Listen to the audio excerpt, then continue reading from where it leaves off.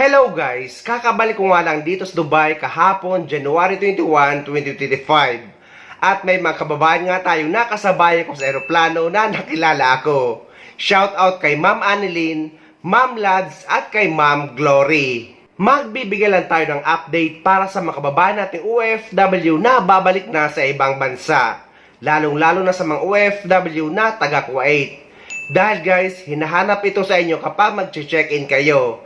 Ang inyong Kuwait Mobile ID. Screenshot yan guys ng inyong Kuwait ID or Civil ID na nakalagay or makikita sa mobile app or Kuwait Mobile App. Ngunit kung nung una ay hindi tinatanggap ang mga dokumento ng mga taga Kuwait nang nag-check sa airport ng mga dokumento bago makapag-check-in. Pero sa huli ay pinayagan din sila at tinatakan rin dahil pinakita nila ang kanilang Civil ID.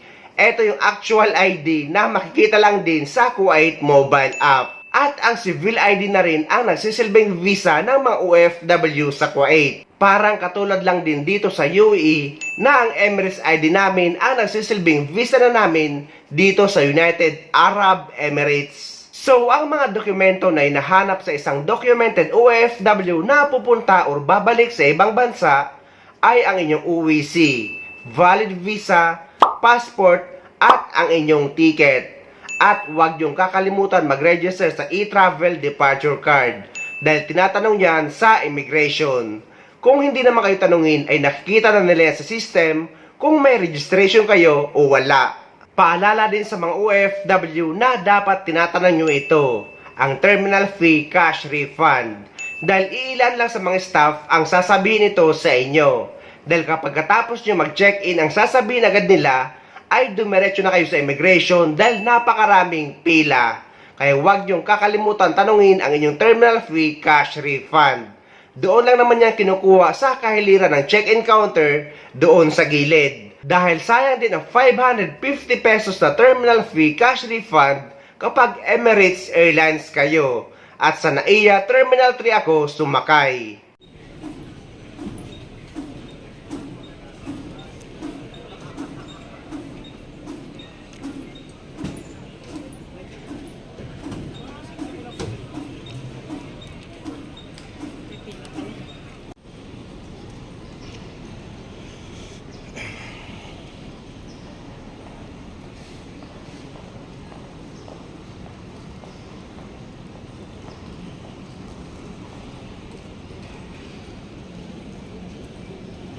Kaya guys, inuulit ko na huwag niyong kakalimutan itanong ang inyong terminal fee cash refund.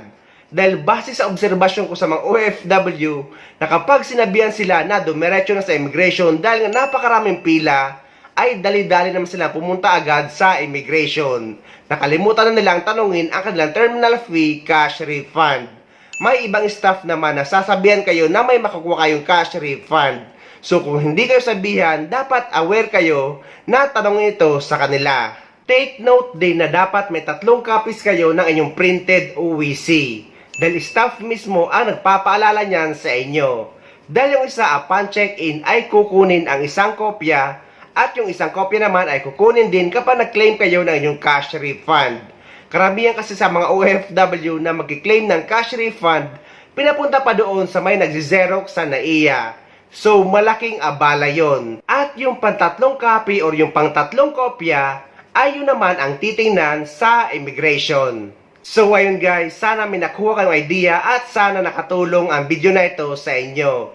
At sa mga hindi pa dyan nakasubscribe sa channel ko, please don't forget to subscribe my YouTube channel and please click the notification bell para lagi updated sa mga upcoming videos na gagawin ko tungkol sa ating mga OFW. Mula dito sa Dubai, maraming salamat. See you next time.